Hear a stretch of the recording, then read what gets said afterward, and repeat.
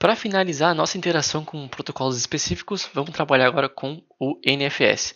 Lembrando, né, pessoal, a gente trabalhou aqui com o NFS, com o SMB, com o FTP, com o SH.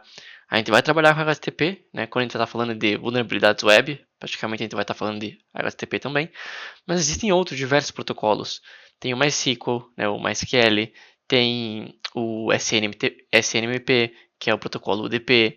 A gente tem o SMTP, que é um protocolo de e-mail. Tem o LDAP, que é o protocolo de Active Directory. Então, assim, é claro que sempre tem coisa, né, e protocolos novos para a gente estudar. Não se limitem somente a esse que eu estou mostrando nesse capítulo, né? Então, mas enfim, vamos lá. Falando sobre o NFS, tá? O NFS significa Network File System e ele também é parecido com o SMB e o FTP, né? Mas vamos fazer a comparação aí com o SMB, que é um pouco mais perto dele do que o FTP. Bom, basicamente o NFS também serve para compartilhamento de redes em arquivos. A diferença é que aqui a gente vai montar o sistema, o sistema de arquivos, e não somente um diretório para compartilhamento, por exemplo, tá? É um pouquinho mais defasado esse protocolo, ele é mais feito para rodar entre Linux também. Normalmente você não vai ver rodando em Windows ou entre Windows e Linux, tá? Ele é mais defasado, ele é um pouco mais limitado, principalmente a segurança dele, tá? Não tem toda aquela complexidade do SMB, de usuários, grupos e políticas, ele é mais voltado a liberar por origem. E quando a gente fala origem, normalmente está falando sobre IPs, tá? Então a gente libera o acesso para certos IPs. E basicamente é isso, né? O SMB serve então para compartilhar arquivos, o NFS compartilha mais o sistema em si, tá? O sistema de arquivos. Tem diferença nessas nomenclaturas.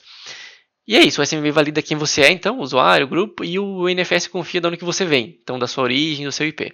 Beleza? Essa seria a diferença, sendo que o NFS é um pouco mais antigo, é mais conhecido, é mais encontrado em ambientes Linux, em infraestruturas antigas. Muitas vezes ele é utilizado justamente por causa da incompatibilidade. Quando o sistema é muito antigo e ele não consegue ser compatível, funcionar bem com o SMB, por exemplo, pode-se adotar aí, então o uso do NFS, principalmente entre Linux e sistemas Unix também, não necessariamente Linux. Tá bom? Então vamos lá para o nosso Kali. Beleza, vamos lá então. Eu acabei esquecendo de falar, né, nos slides que a porta mais comum, estava escrito lá, né, é a 2049, de estar presente o NFS. Então vamos dar um nmap e ver se magicamente, vamos mudar para T5 aqui, ver se magicamente surgiu nossa porta aberta, e sim, né, magicamente surgiu. Então a gente pode enumerar ela, vamos dar um "-p 2049 e "-a" e "-sc", vamos ver se ele traz alguma coisa interessante para a gente. E percebam que não trouxe muita coisa interessante, né? Trouxe que é o NFS mesmo e a versão. É claro, para todos os exemplos que eu dei, pessoal, eu estou usando "-a", "-sc", justamente para mostrar manualmente depois como a gente pode fazer as numerações. Mas o Nmap muitas vezes tem scripts para fazer numerações específicas, tá? Possivelmente as numerações que a gente vai fazer também, inclusive. Só ele não é tão preciso assim, porque às vezes ele pode seguir um padrão que não é o caso da máquina vítima, tá? Por isso que eu sempre uso o Nmap só para fazer essa numeração mais básica e depois uso as ferramentas que são específicas para isso, né? Que é o modo correto de se fazer. Então, como é que a gente faz agora para enumerar então o sistema? A gente pode dar um show mount "-e" e o nosso alvo, tá? Show mount vem instalado por padrão com a máquina e aqui então a gente já enumera essa informação. A gente pode colar aqui, vamos colar aqui NFS. Inclusive eu não sei se eu separei aqui o FTP, aqui o SSH. Eu ia separar, né? FTP, SH, teve o SMB a partir daqui. SMB, beleza. E aqui começa o NFS. Então, o que quer dizer isso aqui para nós, né? Isso quer dizer que o diretório backups, né, não o diretório, né, o sistema de arquivos, o file system backups, ele pode ser montado a partir desse endereço aqui. Tá? Nesse caso, parece que a gente está dentro desse cara, mas percebam que aqui é um 10, tá? Não é um 1. Então a gente não vai ter acesso a esse cara porque a gente não está partindo dessa origem. Mas percebam que o home Brian tem um wildcard aqui, né, um coringa, um asterisco. E isso basicamente significa que todas as origens podem montar esse sistema, né? E isso é uma prática de segurança, uma configuração errada, porque, enfim, por mais que a gente esteja dentro do perímetro, né, dentro da rede interna, isso não segue aí, por exemplo, o conceito de mínimo privilégio, né? De privilégio mínimo. Então, é uma falha de segurança, principalmente com os possíveis impactos que a gente consegue alcançar a partir daí. Então, beleza. Enumeramos o diretório que a gente tem, os diretórios, né, que a gente tem acesso. O que a gente pode fazer agora? A gente literalmente vai ter que montar esse sistema de arquivos na nossa máquina para ter acesso. Então a gente pode criar o diretório mnt enfs, tá? Normalmente se monta dentro do mnt, mas aí tu pode colocar o nome que tu quiser. Tá, nesse caso o diretório já existe. Beleza, então vamos montar dentro dele. No caso, eu sabendo já que não tem nada dentro dele, né? Vamos dar um mnt enfs. Beleza, não tem nada lá dentro. E aí, sudo mount, tá? -t enfs, para indicar que a gente está montando pelo enfs. 192.168, então o nosso alvo. 120, perdão. Ponto, 2 pontos, barra e o diretório que a gente quer montar, tá? Nesse caso, vamos tentar montar o backup para ver o que acontece. E aí o diretório de origem que a gente vai montar, que nesse caso é o enfs. Access denied, beleza, foi o esperado. Então agora a gente tenta montar lá com o home Brian, né? Então home, Brian. E beleza, não deu nenhum erro. Vamos acessar o mnt enfs. E agora se a gente dá um ls, percebam que a gente está como se estivesse dentro do sistema mesmo. Essa é a diferença para o SMB. Por exemplo, a gente não acessou lá um diretório, a gente literalmente montou ele na nossa máquina, tá? E aí a partir daqui, enfim, a gente pode enumerar arquivos, a gente pode ler, sei lá, o bashrc dele, ver se ele tem alguma variável de ambiente setada aqui, que pode ter algum password, algum segredo, ou sei lá, só enumerar os diretórios, que no caso aqui, por exemplo, não tem nada, tá?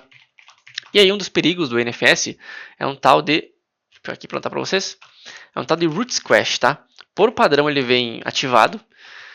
No NFS, o root squash significa que o usuário que vai montar não tem acesso ao root, tá? Não tem acesso root ao compartimento, vamos chamar, né? Ao file system. Se esse cara vem desabilitado, isso significa que o usuário tem acesso, tem privilégio de root, tá? Tem privilégio de root. Tá, isso aqui é o default. Então, o cara teria que ir lá e fazer a misconfiguration na mão mesmo, né? Já que ela não vem para o padrão. Como é que a gente testa isso então? Basta a gente logar com o root, né? E aí a gente testa criando qualquer arquivo. E percebam que a gente criou com o root, tá? Se por acaso não tivesse, se tivesse o root squash desabilitado, ele ia recriar com o usuário nobody e com o grupo nogroup, se não me engano é assim, tá? Ou seja, usuários aí basicamente sem privilégio algum.